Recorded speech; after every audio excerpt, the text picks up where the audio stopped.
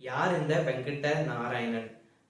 தமிழ்நாட்டின் அரசுக்கும் டெல்லிக்கும் வந்து பாத்தீங்கன்னா பிரதிநிதியா வெங்கட நாராயணன் அப்படின்ட்டு வந்து கர்நாடகை சேர்ந்த ஒரு நபரை வந்து பாத்தீங்கன்னா தமிழக அரசு வந்து பாத்தீங்கன்னா அமைச்சிருக்க அப்படின்ட்டு வந்து தலைமைச் செயலாளர் சாய்குமார் சார் வந்து சொல்லியிருக்காரு. வெங்கட நாராயணன் இவரு வந்து இந்த போஸ்டிங் பதவி ஏற்றதுல இருந்து ஒரு வருஷத்துக்கு வந்து பாத்தீங்கன்னா தமிழ்நாட்டு அரசுக்கும் டெல்லி அரசுக்கும் இடையான பிரதிநிதியா வந்து செயல்படுவாரு அப்படின்னு வந்து சொல்லியிருக்காரு. யாரு இந்த வெங்கட நாராயணன் அப்படிங்கிறதையும் ஏன் இவருக்கு வந்து பாத்தீங்கன்னா இந்த பதவி கொடுத்ததுல வந்து பாத்தீங்கன்னா தமிழ்நாட்டில் இருக்கக்கூடிய அரசியல் தலைவர்கள் வந்து தங்களுடைய எதிர்ப்பை வந்து தெரிவிச்சிட்டு இருக்காங்க அப்படிங்கறது எல்லாத்தையும் வந்து நம்ம ஒவ்வொன்றா தெரிஞ்சுக்கிறோம். வெங்கட நாராயணன் இவர் வந்து பாத்தீங்கன்னா கர்நாடகாவை சேர்ந்த ஒரு நபர். இவர் வந்து பாத்தீங்கன்னா கர்நாடக முதலமைச்சர் சிவகுமார் சாருடைய க்ளோஸ் ரிலேஷன்ஷிப் ஃப்ரெண்ட், அந்த ரிலேஷன்ஷிப்பை வந்து மெயின்டைன் பண்ணிட்டு இருக்காரு. ஓகேங்களா. இவர் வந்து பாத்தீங்கன்னா இப்ப தமிழக முதலமைச்சர் விஜய் சார் லாஸ்ட்ல நடிச்ச ஜனநாயகன் படத்தை வந்து பாத்தீங்கன்னா ப்ரொடக்ஷன் பண்ணவர். அது இல்லாம டாக்ஸிக் படத்தையும் வந்து ப்ரொடக்ஷன் வந்து பண்ணியிருக்காரு.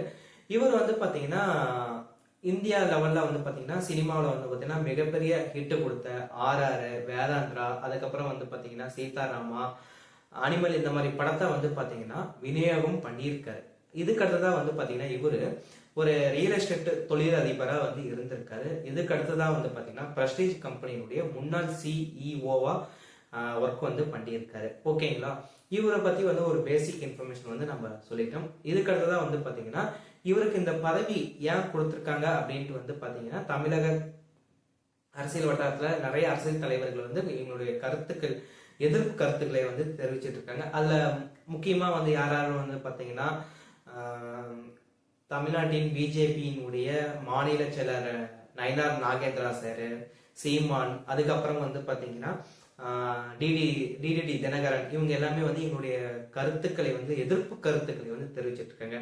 இவங்க 3 பேரும் வந்து பேசிக்கா வந்து என்ன சொல்றாங்கன்னு வந்து பாத்தீங்கன்னா தமிழே தெரியாத ஒருத்தரை நீங்க எப்படி வந்து இந்த பதவிக்கு வந்து கொடுத்திருக்கீங்க அப்படின்னு வந்து கேட்டிருக்காங்க. அதுக்கடுத்ததான் வந்து பாத்தீங்கன்னா தமிழ் மக்களுடைய கலாச்சாரம், மரபு, நாடாளுமன்ற கூட்டம் வந்து எப்படி நடக்கும் அப்படிங்கிற ஒரு பேசிக் ஒரு நாலேஜ் கூட இல்லாத ஒருத்தரை வந்து நீங்க எப்படி இந்த பதவி வந்து கொடுக்கலாம் வந்து சொல்லியிருக்காங்க. அதுக்கடுத்துதான் வந்து பாத்தீங்கன்னா தமிழ் மக்களுடைய எந்த நாலேஜுமே இல்லாத இவரு எப்படி தமிழ்நாட்டு மக்களுக்கு என்ன தேவை, என்ன மாதிரி சட்டங்கள் எல்லாம் கொண்டு வரணும் அப்படிங்கறது எப்படி இவர் வந்து டெல்லி கவர்மெண்டோட வந்து பாத்தீங்கன்னா இணக்கமா செயல்பட்டு தமிழக மக்களுக்கு வந்து இவர் வந்து வாங்கி தருவாரு அப்படின்ட்டு வந்து பாத்தீங்கன்னா கட்சி தலைவர்கள் எல்லாருமே வந்து கேள்வி கேட்டு எங்களுடைய எதிர்ப்புகளை வந்து தெரிவிச்சிட்டு இருக்காங்க.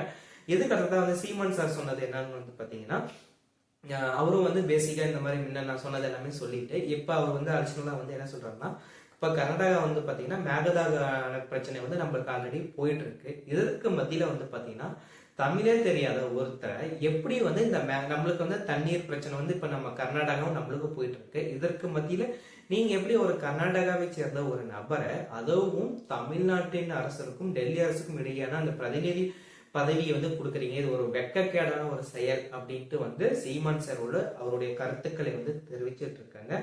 ஏன்னா இப்ப இந்த தமிழ்நாடு அரசுக்கும் டெல்லி அரசுக்கும் இடையான அந்த பிரதிநிதி பதவிங்கிறது வந்து பாத்தீங்கன்னா கிட்டத்தட்ட அமைச்சர் பதவிக்கு நிகரான ஒரு பொறுப்பு. இந்த பொறுப்பு மூலியமா தான் வந்து பாத்தீங்கன்னா தமிழர்களுடைய மக்களுடைய தேவைகளை எல்லாத்தையுமே வந்து பாத்தீங்கன்னா டெல்லி அரசுக்கு வந்து கன்வே பண்றதுனாலதான் வந்து இவ்வளவு எதிர்ப்புகள் வந்து நம்மளுக்கு வந்து வந்துட்டு இருக்கு.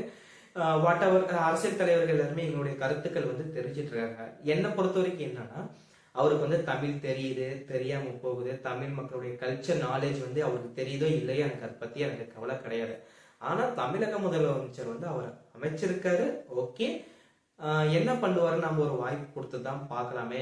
இந்த ஒரு வாய்ப்பு கொடுக்கறதுனால வந்து பாத்தீங்கன்னா இப்ப நம்மளுக்கு கர்நாடகாவுக்கும் நம்மளுக்கும் வந்து இந்த அணை கட்டுறது வந்து பிரச்சனை போயிட்டு இருக்கு.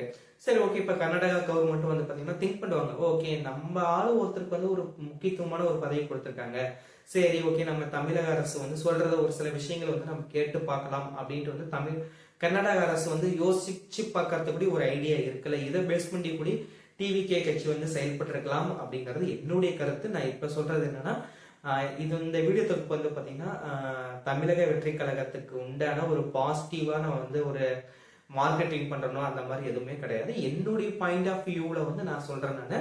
அவ்வளவுதான். இந்த வீடியோ தொகுப்பை பத்தி நீங்க என்ன நினைக்கிறீங்க அப்படிங்கறத கமெண்ட் பாக்ஸ்ல வந்து தெரிவிங்க. நாளைக்கு நம்ம இன்னொரு சுவாரஸ்யமான இன்ஃபர்மேஷனோட வந்து பார்க்கலாம். Thank you so much friends.